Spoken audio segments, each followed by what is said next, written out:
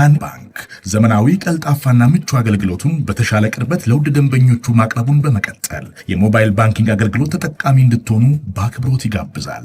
በዚህ አገልግሎትም ደንበኞች የሞባይል ስልካቸውን ብቻ በመጠቀም የሂሳብ እንቅስቃሴያቸውን ማወቅ፣ አጭር የሂሳብ መግለጫ መጠየቅ፣ የቼክ ደብተር ማዘዝ፣ የቼክ ክፍያ መረጃ መከታተል፣ የውጭ ምንዛሬ ተመን ማወቅ፣ ከአንዱ ሂሳብ ወደ ሌላ ሂሳብ ገንዘብ ማስተላለፍ፣ ቋሚ ክፍያ ትዕዛዝ መስጠት፣ የብድር ክፍያዎችን መፈጸም ይችላሉ። በዚህ አጋጣሚም የብርሃን ካርዶን በመጠቀም በሽያጭ ማዕከል ማሽን ፖስ ለግብይቶ ክፍያውን መፈጸም እንደሚችሉ ብርሃን ሲያበስራችሁ በታላቅ ደስታ ነው። በጊዜና በቦታ ያልተገደበ ምቾትና ዘመናዊነትን ያነገበ አገልግሎት ተጠቃሚ ስናደርገው ደስ ይለናል። ብርሃን ባንክ፣ እንደ ስማችን ብርሃን ነው ስራችን።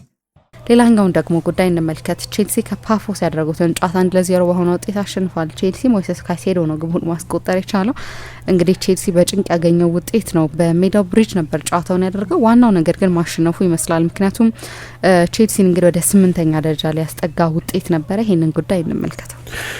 ልክ ነው። ምሳ ከፓፎስ ጋር የተደረገ ጨዋታ ነው። በነገራችን ላይ ፓፎስ የዛሬ 12 ዓመት ፓፎስ የሚባል ክለብ አልነበር። የሆኑ ክለቦች አንድ ላይ ተሰባስበው የመሰረቱት ክለብ ነው። ከ30 ሚሊዮን ዩሮ በታች ነው የክለቡ ስኳድ ዋጋ በትራንስፈር ማርኬት መረጃ መሰረት። የቼልሲ ከቢሊዮን በላይ ነው። ሁለት በማይነጻጸሩ ቡድኖች፣ ክለቦች የማይነጻጸር ታሪክ ባላቸው ሁለት ክለቦች መካከል የተደረገ ጨዋታ ነው። ለእኔ ቼልሲ ትላንትና ጨዋታውን ባያሸንፍ ሁልጊዜ ላለው በእግር ኳስ ሂዩሚሊዬሽን የሚል ቃል፣ ውርደት የሚል ቃል መጠቀም ተገቢ ነው ወይ አላቅም፣ ግን እንደዛ ነገር ነበር የሚሆነው። ከዛ ሀፍረት ነው የሞይሰስ ካይሴዶ ጎል የጠበቃቸው። እንዲሁ በፕራግማቲክ እይታ ወደ ሁለተኛው ዙር ለማለፍ በጣም አስፈላጊ 3 ነጥብ ነበር። አሁን ባለው ሁኔታ 8ኛ ነው። ስለዚህ ከ1 እስከ 8 ባለው ስፍራ ያለ ተጨማሪ የጥሎ ማለፍ ፈተና ያልፋል። በእርግጥ ፈተናው አላበቃም። የፍጻሜ ያህል ትርጉም ያለው ጨዋታ በሚቀጥለው ሳምንት ከቀድሞ የቼልሲ አሰልጣኝ ከአንቶኒዮ ኮንቴ ቡድን ከናፖሊ ጋር ይገናኛል። ግን በሁለቱ ክለቦች መካከል ባለው የመጠን መራራቅ የተነሳ የትላንትናውን ጨዋታ አለማሸነፍ ለሊያም ሮሲኝ ለአዲሱ አሰልጣኙ ደግሞ እንደምታውቂው ትላንትናም የቤግዳድ ኤግባሊን ስም እያነሱ የቼልሲ ደጋፊዎች በተቃውሞ ሲዘምሩ ነበር። የሮማን አብራሞቪችም እየተነሳ አሁንም ይዘመራል። ስለዚህ ደጋፊው ደስተኛ አይደለም። በዚህ የቼልሲ ቡድንም በዚህ የቼልሲ ኦነርሺፕም በባለቤቶቹም ደስተኛ አይደለም። ይሄው ስሜት አለ እና የትላንትናውን ጨዋታ ለማሸነፍ በጣም መጥፎ ስሜት፣ በተጨማሪ መጥፎ ስሜት ሊፈጥር ይችል የነበረ ነው። በጎ ነገር አሸንፏል። ምሳ እንዳነሳሹ በሞይሰስ ካይሴዶ ጎል አማካይነት ነው ያሸነፈው። አልበርት ሴላዴስ ነው የሚያሰለጥነው። ገርሞኛል። አልበርት ሴላዴስ የፓፎስ የድሮ የሪያል ማድሪድ እና የባርሰሎናም ተጫዋች ነው። ሁለቱም ተጫዋች እና እሱ ነው ትላንትና ያሰለጠነው። በሀገር ውስጥ የበለጠ ዶሚናንት የበለጠ የፖሴሽን ቡድን ነበር። ግን ትላንትና 5-4-1 በጣም ኮምፓክት የሆነ ብዙ ተጫዋቾች በጉዳት አልነበሩትም በነገራችን ላይ ፓፎስ ከዚሁም ማለት ነው ከዚሁ ስብስብ። ግን ትላንትና ለሳጥን የሚከላከል ኮምፓክት የሆነ በሎ ብሎክ ጥቅጥቅ ብሎ የሚጫወት ከጀርባው ክፍት ቦታ የማይሰጥ አይነት በጣም የተደራጀ መከላከል ቅርጽ ነበር ይዞ የመጣው። ይሄንን ደግሞ ቼልሲ ከእንደዚህ አይነቱ ባላጋራ ቡድን ጋር በማሬስካም ያሰልጣኝነት ዘመን አሁን ደግሞ በሊያም ሮሲኝ ስር ትላንትና ይሄንን አይተናል። የሎ ብሎክ ቡድኖችን ብዙ ትልልቅ ቡድኖች ይቸገሩበታል ለነገሩ። ግን ደግሞ ትላንት በጣም ቼልሲ ስትራግል አድርጎ ነበር። አሁን የመጀመሪያ አጋማሽ የቼልሲ የፖሴሽን መጠን 72% ነበር። ከፍተኛ የኳስ ቁጥጥር ብልጫ ነበረው። 21 ሙከራ አድርጓል። ግን ከ21 ሙከራዎች 10 ከሳጥን ውጭ የተደረጉ ናቸው። ከሚኒማል ጎል ከማክሲመም ጎል ማስቆጠሪያ ቦታዎች የተደረጉ ሙከራዎች አይደሉም። በጨዋታው ምን ያህል ተቸግሮ እንደነበር የሚያሳይ ነው። አሁን ኦፕታ ቢግ ቻንስ የሚለዋል ትልቅ የጎል እድል ብሎ የሚመዘግበው በመጀመሪያ አጋማሽ ቼልሲ 72% የኳስ ቁጥጥር ብልጫ ኖሮት አንድም ትልቅ የጎል እድል አልፈጠረም። በመጀመሪያ አጋማሽ የቡድኑን 9 ቁጥርን በሚገባ ማግኘት አልቻሉም። ሊያም ዴላፕን ነው ትላንትና ሮሲኝ በመጀመሪያ አሰላለፍ ውስጥ ያካተተው 9 ቁጥር 10 ጊዜ ብቻ ነው ኳስ የነካው። በቂ ሰርቪስም ወደ ዋናው አጥቂያቸው እየመጣ አልነበረም እና የቼልሲ ዶሚኔሽን እንግሊዞቹ አንድ የቬንገር ማገላለጽ አለ ስቴሪል ፖሴሽን የሚሉት የመከነ አደጋ ማይፈጠር የኳስ ቁጥጥር ማለት ነው። እንደዛ አይነት ነው የነበረው። በቃ የጎን ቅብብል ይበዛዋል፣ በቂ ፍጥነት የለውም፣ የሳይድዌይ ፓሲንግ ይበዛዋል፣ የሳይድዌይ ሪሳይክሊንግ የሚሉት እነሱ ኳሱ በቃ ያለማቋረጥ ሪሳይክል ያደርጋል። 400 ፓስ ሊሆን ይችላል ያደረጉት በመጀመሪያ አጋማሽ አላቅም፣ በጣም ብዙ ነበር፣ ግን በቂ አደገኝነት አልነበረውም። እና በሁለታዊ አጋማሽ ነው እንዲሁም የበለጠ ማጥቃቱ የተሻሻለው። በቀጥታ ከኤስቴቫ ዊሊያን መግባት ጋር የሚገናኝ ነው ይሄ። በዚህ ስብስብ ውስጥ ከኔ ፌቨራይት አሁን የቼልሲ ተጫዋቾች መካከል አንደኛው ኤስቴቫኦ ነው። 18 ዓመቱ ነው። እንደ ረጅም ጊዜ ፕሮስፔክት የረጅም ጊዜ የቼልሲ ኮከብ ይሆናል በሚል የመጣ ግን በጣም ወሳኝ ጨዋታ ቀያሪ ተጫዋች ነው ትላንትና። እና በሁለታዊ አጋማሽ ይሻል ነበር፣ ግን ይሄ በሎ ብሎክ የሚጫወቱ ቡድኖችን ፔኔትሬት የማድረግ ችግር በቀድሞ አሰልጣኝም ስር የነበረ ችግር ነው እና በመጀመሪያ አጋማሽ በተለይ እንደዚህ አይነት ንጹህ የጎል እድል የመፍጠር ችግር ነበረበት። 378 ፓስ ነው ያደረገው፣ 12 ሙከራ ነው ያደረገው። ከ12ቱ ሙከራዎች 7ቱ ወይም ከ50% በላይ የሚሆኑት ከፍጹም ቅጣት ምት ሳጥን ውጭ የተደረጉ ናቸው። 3ቱ ብቻ ናቸው ኦን ታርጌት የነበሩት እና ይሄ በማሬስካ ዘመን የነበረ ነው ስል ትንሽ ኢኖቬሽን ይፈልግ ነበር። አንዳንዱ ችግር የአንዳንድ ተጫዋቾችን አሰልጣኙ የሚጠቀምበት መንገድ ሊሆን ይችላል። አሁን ሙሉ ለሙሉ አስተያየት ለመስጠት ያስቸግራል። ግን ለምሳሌ እኔ ማሎ ጉስቶ ሴንትራል ቦታ ላይ የሚጫወት ከሆነ አንዱ አሰልጣኙ ይተችበት የነበረው ነገር ማሬስካ ለምሳሌ እንደ ማሎ ጉስቶ አይነቱ ተጫዋች የቀኝ ፉልባክ ነው ራሱ በዚህ ውድድር ዘመን የበለጠ አዳፕተብል ሆኗል። ግን አንድ ቃለ ምልልሱ ላይ ምን ብሎ ነበር? እኔ የላይ ታች እያለ የሚጫወት ኦቨርላፕ እያደረገ እየተመለሰ እሱ በእሱ አገላለጽ የአፔንዳውን ፉልባክ አልወድም። እኔ የእኔ መስመር ተከላካዮች ወደ ሴንትራል ቦታዎች እና በመስመሮች መሀል መጫወት አለባቸው የሚል እምነት ነበረው እና ያቺን ሚድፊልድ ቦክስ መፍጠር ይፈልጋል። አንደኛውን ፉልባክ አንዳንድ ጊዜም ሁለቱንም ፉልባኮች ወደ ሴንትራል ቦታዎች በማስገባት ይሄ ደግሞ በጣም ክሬቲቭ የሆነ ተጫዋች እንዲገኝ በሚገኝበት ዞን ላይ ማሎ ጉስቶ ይገኛል። ማሎ ጉስቶ በጣም ጥሩ ተጫዋች እንጂ ኢን ቢትዊን ደ ላይንስ ክሬቲቭ ተጫዋች አይደለም። ችግር የነበረው አንዱ እሱ ነው። ትላንትናም እንደዚህ አይነት ሴንትራል ቦታዎች ላይ ተጫዋቹ ሲገኝ እንዳለ ፉልባኮች ሴንትራል ቦታዎች ላይ ኢንቨርት ማድረግ ይባላል፣ ግን ከኢንቨርት ማድረግም ትንሽ ይለይብኛል። አድቫንስ ያደርጋሉ በጣም ፉልባኮቹ እና ልክ ከሞይሰስ ካይሴዶ ከሪስ ጄምስ ከኤንዞ ፈርናንዴዝ ጋር ሆኖ የሚድፊልድ ቦክስ የሚፈጥረው ተጫዋች ማሎ ጉስቶ ይሆናል። ኢን ቢትዊን ደ ላይንስ ይጫወታል። አሁን ልክ እንደዚህ አይነቱን ቡድን በጣም ጥቅጥቅ ብሎ የሚከላከል አሁን እንግዲህ እንደ እዛ የቀድሞ የቼልሲ ተጫዋች ዳቪድ ሉዊዝ እዛ ነው ያለው እና ትላንት በጉዳት ምክንያት አልነበረም እና አንድ ሲኒየር የመሀል ተከላካይ ብቻ ነው የነበረኝ። ሁለቱ ከዋናው የመሀል ተከላካይ ከሱኒች ከሚባለው የመሀል ተከላካይ ጋር የተጫወቱት ሁለቱ ተጫዋቾች በሜክሺፍት የመሀል ተከላካይነት የተጫወቱ ናቸው የሚል አስተያየት ሰጥቷል። ጥቅጥቅ ብሎ የሚከላከል ቡድን ሲሆን በመስመሮች መሀል ኢንተሊጀንት የሆነ ቶሎ ያቺን ጠባብ ምንድነው ጊዜና ስፔስ ሲያገኝ ኤክስፕሎይት የሚያደርግ አይነት ተጫዋች ያስፈልጋል እና አንደኛው ችግር የነበረው እዛ ቦታ ላይ የሚገኘው ተጫዋች በጣም ክሬቲቭ የሆነው ተጫዋች አለመሆኑ ሊሆን ይችላል። እንግዲህ ያው ትላንት ፓልመር አልነበረም፣ በጣም ማይነር ጉዳት ስላጋጠመው የበለጠ ከመሰል ፋቲክ ጋር የሚገናኝ ነው፣ በሚያሳስብ ጉዳት አይደለም ብሏል። ምናልባት በሱ አለመኖር ምክንያት ሊሆን ይችላል። ስለዚህ ሴንትራል ቦታ ላይ በቂ ክሬቲቪቲ አልነበረው። ምክንያቱም የቼልሲ አራቱ ሴንትራል ተጫዋቾች ኤንዞ፣ ጄምስ፣ ካይሴዶ እና ጉስቶ ይሆናሉ ማለት ነው። ጉስቶ በተደጋጋሚ ወደ መሀል ይገባ ስለነበር ግን እሱ ብቻ አይደለም ችግሩ። አሁን የቼልሲ ሁለቱ የክንፍ ተጫዋቾች ጋርናቾ ነበር አንደኛው በግራ በኩል፣ በቀኝ በኩል ኔቶ ነበር። ከዊንግ ባኮቹና ዊንግ ባኮቹን ለማገዝ ከሚመጡት ከሁለቱ ሴንተር ባኮች አንደኛው፣ ከሁለቱ ጥልቅ አማካዮች አንደኛው ሁልጊዜም የቼልሲ የክንፍ ተጫዋቾች ከፓፎስ የመከላከል ተጫዋቾች ጋር 1-2 ነበር የሚገናኙት። ሁልጊዜ ቁጥር ብልጫ የነበራቸው የፓፎስ ተጫዋቾች ናቸው። በዚህ ምክንያት ኦቨርላፕ እያደረገ ያንን የተጋጣሚ ቡድን የመከላከል መዋቅር ሚዛን የሚያዛባ ሌላ ተጫዋች አልነበረም። ምሳሌ ጉስቶ ወይም ትላንትና በግራ መስመር የጀመረው ጆሬል ሀቶ ያለማቋረጥ በተደጋጋሚ ኦቨርላፕ ቢያደርጉ ጋርናቾ ከፊሊፕና ከሉካስን ከሚባለው ተጫዋች ጋር ወይም ኔቶ ከሴና ከፒሊያስ ከሚባሉት ሁለት ተጫዋቾች ጋር አትሊስት 2-2 ይሆናል። 2-2 የሚሆኑ ከሆነ የቼልሲ ተጫዋቾች በኢንዲቪጁዋል ኳሊቲያቸው የተሻሉ ስለሆኑ ጨዋታውን የማሸነፍ እድላቸው ሰፊ ይሆናል፣ ወይም የጎል እድሎች የመፍጠራቸው እድል ሰፊ ይሆናል። ያም አልነበርም። ስለዚህ የበለጠ ፕሪዲክተብል ይሆናል፣ ለማየት ትንሽ የሚያደክም በቂ ክሬቲቪቲ የሌለው የቼልሲ የክንፍ ተጫዋቾች አውት ነንበር የሚደረጉበት አይነት አካሄድ ነው የነበረው እና በጣም ምንድን ነው እኔ ለአሰልጣኙ ጊዜ መሰጠት አለበት። አዲስ አሰልጣኝ ምንም አይነት ጀጅመንት የሚያስፈልግ አይመስለኝም በዚህ ሲዝን በጭራሽ። ኦፍኮርስ አንዳንድ ታክቲካዊ ውሳኔዎች ወስኖ ሲሳካለት ታደንቂዋለሽ። አንዳንድ ታክቲካዊ ምርጫዎች መርጦ ቡድኑ ከተሸነፈ ትተችዋለሽ። እሱ ባህሪያዊ ነው። ግን እንደ ፍልስፍና ጠቅላላ ፍልስፍናውን እንዲህ ነው እንዲያ ነው ማለት ያስቸግራል። የእሱ ቡድን አይደለም። ግን አንድ ነገር ተናግሯል እኔ የሚያሳስብ የሚመስለኝ ነገር፣ እሱም ከማሬስካ አይለይም ማጫወቴ ማለቱ ነው።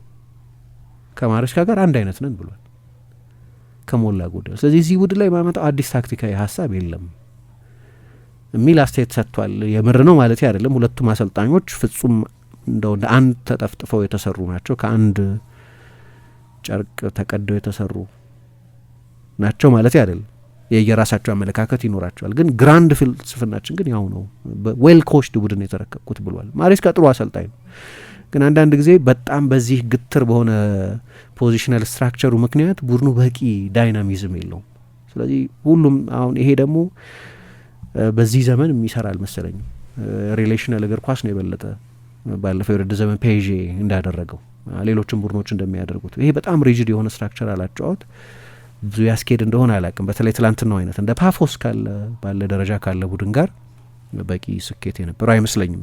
ዋናው ነገር ግን ምሳ እንዳነሳሽው ቢያንስ ለአሁን ለቼልሲና ለሊያም ሮሲኞ ጨዋታውን ማሸነፋቸው ነው እጅግ አንገብጋቢው አስፈላጊው ነገር። ይህንን አድርገውታል። ከቆመ ኳስ የተቆጠረ ጎል ነው። ሞይሰስ ካይሴዶ ነው ጎሉን ያስቆጠረው። ከሌሎችም ጨዋታዎች የበለጠ በጣም አድቫንስድ ነበር። በፓፎስ በጣም ማፈግፈግ የተነሳ ምክንያት ብዙ ኳስ ነክቷል። ብዙ ሙከራ አድርጓል። 6 ቁጥር ለሚባል ሚድፊልድ ዲስትሮየር ለሚባል ተጫዋች 4 ነው 5 ሙከራ አድርጓል ትላንትና እና ብዙ ነው የሙከራው መጠንም። ያው ብዙዎቹ ከሳጥን ውጭ የተደረጉ ናቸው። ግን መጨረሻ ላይ ቡድኑን የታደገበትን ጎል ከቆመ ኳስ አውጥቷል። ናኒ ዲያማታ የሚባለው ተጫዋች ነው ስህተቱን የሰራው። ከዛ በኋላ ይሄኛው ተጫዋች ጎሉን አስቆጥሮታል። ለቼልሲ የሚቀጥለው ሳምንት የፍጻሜ ያህል ዋጋ ያለው ነው። ናፖሊን ማሸነፍ አለበት። ከ1 እስከ 8 ያለው ስፍራ የተረጋገጠ እንዲሆን ናፖሊን በስታዲዮ ዴ አርማንዶ ማራዶና ነው የሚገጥመው። ግን ናፖሊ ራሱ ጨዋታውን ማሸነፍ አለበት ወደ ሁለተኛው ዙር ለማለፍ። ስለዚህ በሚቀጥለው ሳምንት በጣም በከፍተኛ ትኩረት ከሚጠበቁት ጨዋታዎች መካከል አንደኛው ይሄ የቼልሲና የናፖሊ ጨዋታ ነው። ናፖሊ 25ኛ ቦታ ላይ ነው ያለው አሁን። በዚሁ ስፍራ የሚያጠናቅቅ ከሆነ ናፖሊ ከቻምፒየንስ ሊግ ውጭ ነው የሚሆን። የግድ ማሸነፍ አለበት። ኮንቴ ፌመስሊ የቻምፒየንስ ሊግ አሰልጣኝ አይደለም። ይገርመኝ ነው እሱ 35% ብቻ ነው ቻምፒየንስ ሊግ ጨዋታዎች የማሸነፍ ስኬቱ። በተለይ ደግሞ በዚህ ሳምንት የተደረገው አሁንም እንግዲህ በዚህ ሲዝን ከ7 ጨዋታ 2 የቻምፒየንስ ሊግ ጨዋታ ብቻ ነው ያሸነፈው። የቻምፒየንስ ሊግ ሬከርዱ ጥሩ አይደለም፣ ግን ያው የቀድሞ ቡድኑን መግጠም ተጨማሪ ሞቲቬሽን ይኖረው ይሆናል። ግን ቼልሲ ካሸነፈ ከ1 እስከ 8 ባለው ስፍራ እንደሚያጠናቅቅ የተረጋገጠ ነው። ማሸነፍ ግዴታ ነው ከ1 እስከ 8 ለማጠናቀቅ። ምክንያቱም ወደ ተጨማሪ 2 ጨዋታ መግባት ብቻ ሳይሆን አሁን ፌብሩዋሪ ሲጀምር ቢዚ ነው። ከአርሰናል ጋር የሊግ ካፕ የመልስ ጨዋታውን ያደርጋል። የፕሪሚየር ሊግ ጨዋታዎች አሉ። ኤፍ ኤ ካፕ አለ። እዚህ ላይ ተጨማሪ 2 ጨዋታ መጨመር ማለት አሁን ብዙ የሚወራው አንዳንድ ተጫዋቾች በፊትነስ ሮቴሽን ምክንያት ነው የማይጫወቱት ይባላል አይደል? ለምሳሌ ትላንት ሬስ ጄምስ በሁለተኛው አጋማሽ ተመልሶ ያልመጣበት ምክንያት የሮቴሽን ምክንያት ነው። አንዱ የማሬስካ ከኃላፊነት የመልቀቅ ምክንያት ተደርጎ የሚጠቀሰው በዚህ የፊትነስ ሮቴሽን ደስተኛ አይደለም። ስለዚህ አንዳንድ ተጫዋቾችን ደቂቃ የሚወስነው አሰልጣኙ ሳይሆን ከቼልሲ ኮቺንግ ስታፍና ከዋና አሰልጣኙ ኢንዲፔንደንት የሆነው ወይም ገለልተኛ በሆነው የቼልሲ ሜዲካል ዲፓርትመንት ነው። እዚህ ላይ 2 ጨዋታ የምትጨምሪ ከሆነ እና ቼልሲ የሚያገኘው ቡድን በጣም አስቸጋሪ የቻምፒየንስ ሊግ ቡድን ከሆነ ደግሞ ሲሪየስ 11 መጠቀም አለበት። ብዙ ጉዳት አለ በዚህ ውድድር ዘመን ቼልሲ ውስጥ። ፓልመር በተሟላ ፊትነስ ላይ መገኘት ቸግሮታል አሁን። ስለዚህ ተጨማሪ 2 ጨዋታን ማምለጥ በጣም አስፈላጊ ነው። ነገር ግን ለቼልሲ በጣም አስፈላጊ ድል ነበር ትላንትና። ምንም እንኳ ከፓፎስ ጋር የተደረገ ቢሆንም ከቻምፒየንስ ሊግ ኮንቴክስት አንጻር ካየ ነው ግን በጣም አስፈላጊ ነበር። ትላንትና በተለይ ሴንትራል አክሰስ የሚባለው 9 ቁጥሩን ማግኘት የቡድኑ ጎል እንዲያስቆጥር የሚጠበቀውን ተጫዋች ማግኘት ቸግሯቸው ነበር። ይሄ በተደራጀ የፓፎስ መከላከል ምክንያት ግን በቼልሲም በጣም ፕሪዲክተብል በሆነ የማጥቃት ፓተርን ምክንያት የፖሴሽን ፓተርን ምክንያት በቂ ፍጥነት ስለሌለው የመጣ ነው። በከንፍም በኩል እንዳነሳሁት በቂ ኦቨርላፒንግ ሩጫዎች አልነበሩም። ስለዚህ ፔድሮና አሌሃንድሮ ጋርናቾ ሌሎች ደካማ ፐርፎርማንስ ያሳዩ ተጫዋቾች ሆነዋል። ከስትራክቸር ጋር የሚገናኙ ነው። አሁን ለእኔ ከፓፎስ ጋር የምትጫወቺ ከሆነ የበለጠ ሉዝ መሆን አለበት። ጥራት ያለው ቡድን አይደለም። በዚህ ዓመት ለመጀመሪያ ጊዜ ነው ቻምፒየንስ ሊግ የተጫወተ ያለው። ቻምፒየንስ ሊግ ጨዋታ ማሸንፎ የሚያውቅ አይመስለኝም ካልተሳሳትኩ። ስለዚህ ይህንን ቡድን በብሪጅ በምትገጥሚበት ጊዜ ሪጅድ ለሆነ የጨዋታ ስትራክቸር ያን ያህል ያለ ልክ መጨነቅ ያለብሽ አይመስለኝም። የበለጠ ሉዝ መሆን አለበት። ግን ትላንትና እንደዛ አይደለም የነበረው። መጨረሻ ላይ ግን በጎ ነገር አሸንፈዋል ፓፎስን እና ወደ ሁለተኛው ዙር ለማለፍ በጥሩ አንድ ጨዋታ አሸንፏል። ይቅርታ ፓፎስ አንድ ጨዋታ አሸንፏል ከ7 ጨዋታ ግን 30ኛ ስፍራ ላይ ያለ ቡድን ነው እና ከዚህ ቡድን ጋር የበለጠ የፖሴሽን ሪስክ የፖዚሽንም ሪስክ መውሰድ የነበረባቸው ይመስለኛል። ግን ዋናው ነገር ጨዋታውን ማሸነፋቸው ነው። በካይሴዶ ጎል አማካኝነት አድርገውታል። አዎ የተወሰኑ ደግሞ አድማጫችንን አስተያየት እንቀበል። ሽምሽምዮ የሚል አድማጫችን እውነት ነው ቼልሲ ማታ በጣም ተቸግሮ ነበረ፣ ግን ለፓፎስ ድንቅ መከላከል ማጨብጨብ አለብን ብሎናል። ገብረ ሚካኤል ጥጋቡ የሚል አድማጫችን ደግሞ በእርግጥ የቼልሲ ጨዋታን ስለተመለከትኩኝ የሊቨርፑል ጨዋታ ሃይላይቱን ያየሁት ከዛሬ 2 ወር በፊት ሊቨርፑል በሻምፒየንስ ሊግ እንደዚህ እዚህ ላይ ደርሳል ቢል የሆነ ይስቅበት ነበር። አሁን ግን የስሎት ቡድን የሌሎቹን ቡድን ነጥብ መጣል ተጠቅሞ እድሉን በሚገባ እየተጠቀመ ይገኛል። ቼልሲ ቤት አሁንም አሰልቺ የኳስ ቁጥጥር አባዜ በዚህኛው አሰልጣኝ ቀጥላል። በማሬስካ ጊዜ የነበረው ጥቅጥቅ ብሎ የሚከላከል ቡድን ማስከፈት ላይ የነበረው ችግር አሁንም እንደቀጠለ ነው። ለእኔ ይሄ ቡድን ከተከላካይ በተጨማሪ ጥሩ ጎል ጨራሽ ያስፈልገዋል። በምንም ይሁን ጨዋታን ማሸነፉ እንደተጠበቀ ሆኖ በቀጣይ ሳምንት ኔፕልስ ላይ የሞት ሽረት ግጥሚያ ይኖረዋል። የምሽቱ ማራኪ ጨዋታ ከፔድሪ ጉዳት ውጭ የባርሳ ጨዋታ ነበረ። የጆዜ አሁን ላይ ያለቀለት ጉዳይ ስለሆነ በጣም ለመወደው አሰልጣኝ የሆነ ነገር ከማለት የእናንተ መልከታ ማዳመጥ እመርጣለሁ። ሰላም ዋሉ ብሎናል። ፍጹም ሀፍቱ ሚል አድማጫችን ደግሞ ጆዜ ለንደንን ይወዳሉ፣ ወደ እንግሊዝ መጥተው ዌስትሃምን ቢያሰለጥኑ ሊጉን የሚያደምቁት ነበር ብሎናል። ሲንጆ ሳንታ ሰላም እንዴት ናችሁ? ትናንትና ምሽት የኔው ሊቨርፑል ከቆንጆ ጨዋታ ጋር የሚገባውን ውጤት ይዞ ተመልሷል። በዛም ደስተኛ ነኝ። ምንም እንኳን አቻው ቢበዛም ቡድኑ በ13 ጨዋታ አለመሸነፉ ይበል የሚያሰኘው ነው።